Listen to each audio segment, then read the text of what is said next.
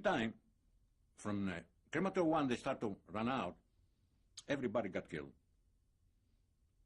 And everybody, they took them back with some big holes on their heads like this. We are only 100 guys on crematorium 2 remaining. They didn't touch us. They got us to crematorium 1 to burn.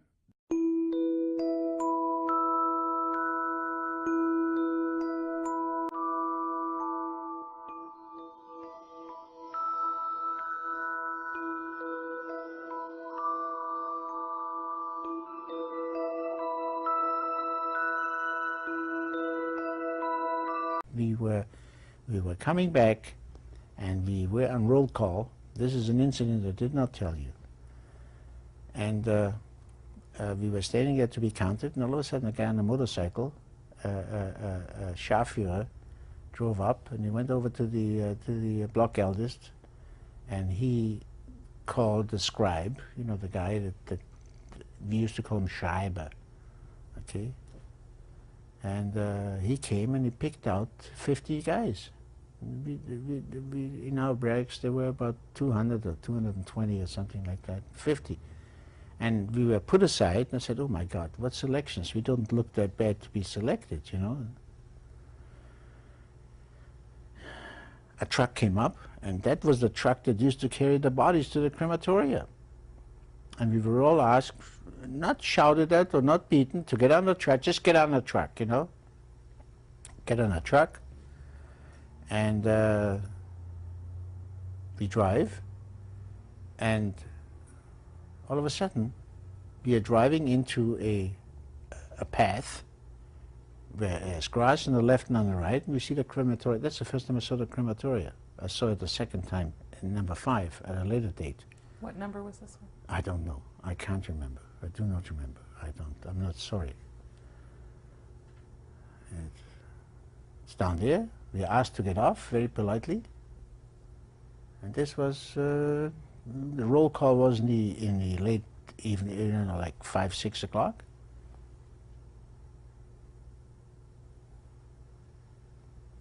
We're going downstairs, the steps that are going downstairs. We're standing in front of a door that has a iron bar, short iron bar, locked. There's a window, small little window. It wasn't actually a window. It was like one of those holes that you have in the door in order to look out or in or something like that. 2 SS men come. They put on gas masks, opened the door, and we saw hell on earth. A whole room full of dead bodies. We found out later, 2 days later, that there was a revolt or something like that of the Sonderkommando of Greeks, and they had 2 chambers full of dead bodies that they gassed before, and nobody could take them out.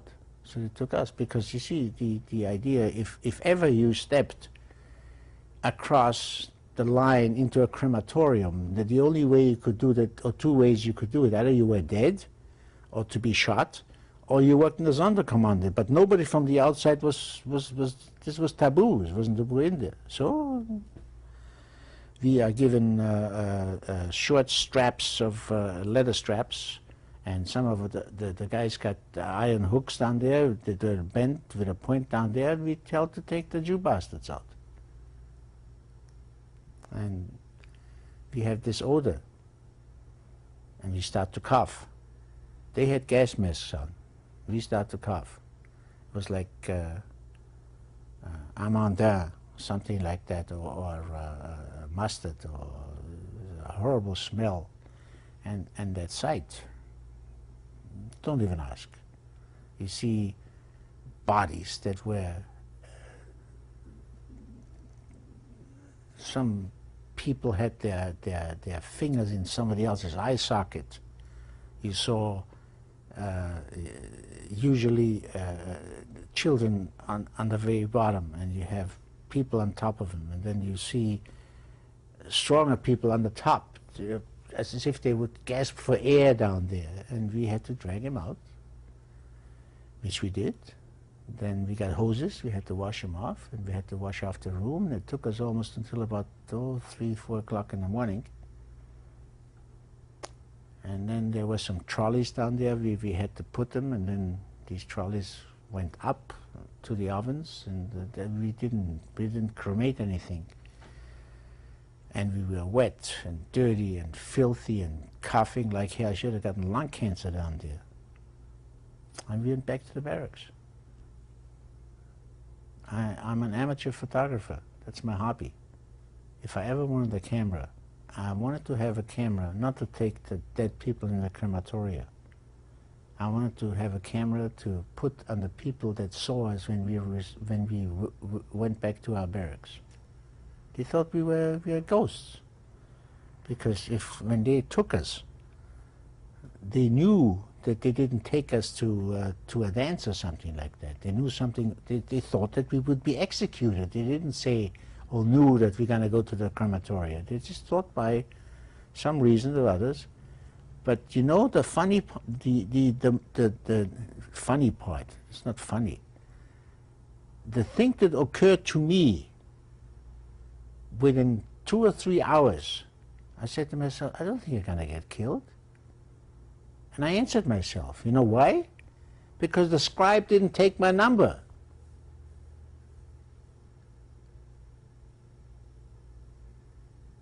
And if he didn't take your number, you weren't written off. Did anyone say anything while you were working? No, not a word. Not one word. I don't think that nobody, I don't remember anybody saying boo. The only voices that we heard was, then later on there were 3 SS men down there, was schneller, schneller, quicker, quicker, quicker, you know, work faster, da da da, and that's all we heard. But nobody beat us, funny enough. About how many bodies were there? See, about 800, 900. That's my guess. Can you estimate the size of the gas chamber? Oh yeah. Oh, we saw it. We went there. We really had a look of what the gas chamber. You know, we were talking being gassed. We didn't know what gas. While we were in the camp, who the hell knew what a gas chamber looked like? We didn't know. We were gassed. We were vergassed. That's it. But we didn't know what it looked like. It looked like in the ceiling. The ceiling was about, I guess as high as that ceiling here, which is what, about 2.5 meters, 3 meters, something like that.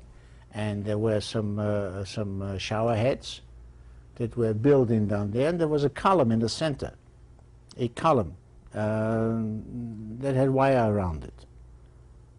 And that's when we washed it up, we found crystals down there that were still there. We didn't know this was cyclone B, and you know, nobody's a smart ass. We do the work that you know that afterwards, but you didn't know it at the time. I knew that not what type, but that gas was involved, because while I worked in Canada, there was a hut down there in Canada where gas was stored, and this SS-man that we found in 1970. I think I gave you the date on that thing here, didn't I? In 1972, it was brought on trial in Vienna.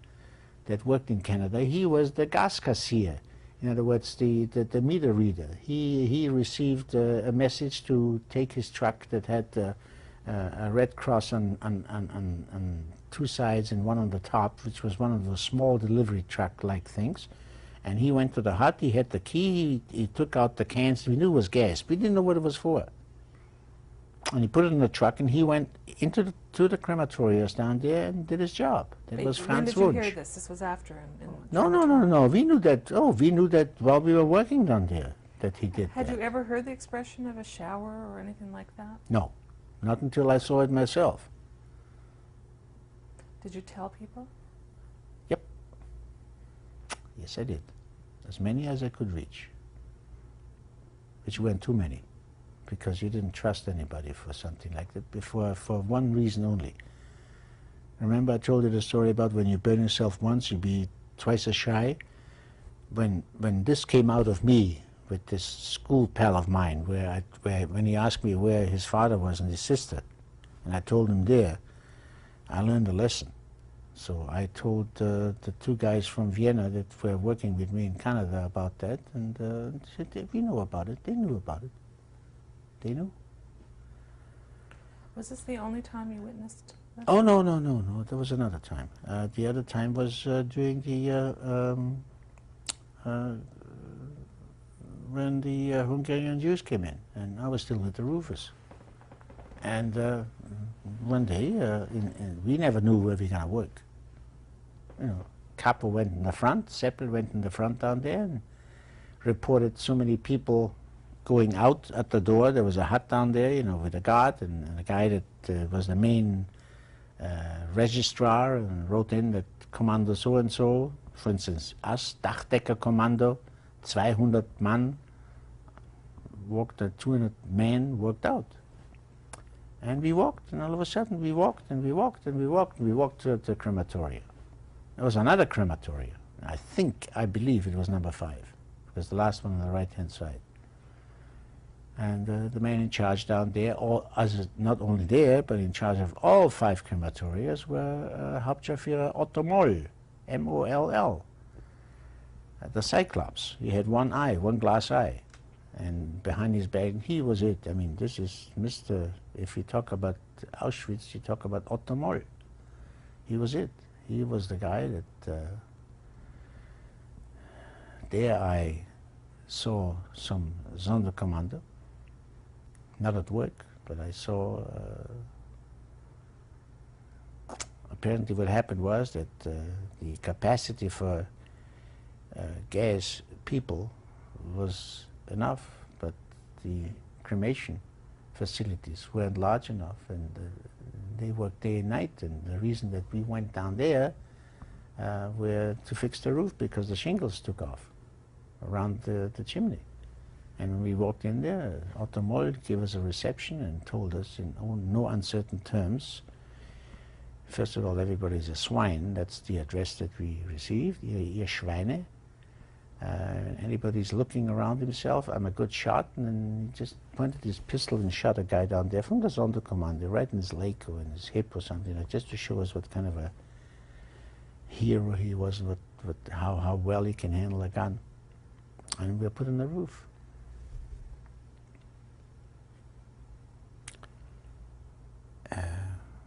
Curiosity kills the cat, and as a human being, or every human, you're curious.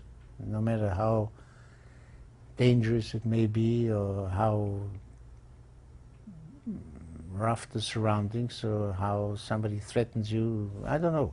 It's like somebody say, close your eyes, and you just go the light through it, and you think your eyes are closed, but you see something.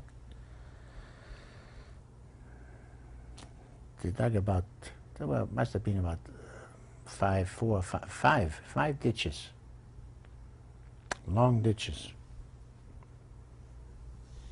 but I'd say 40 meters long, 8 meters wide, with bodies that were just smoldering down there. And new bodies came in. I put on top of that. They even created a drain to drain the fat off on the bottom at an angle. That's how the ditch was constructed. And Mr. Moller was running around like a dompteur in a circus looking at lions. And that was very bad. That was really bad.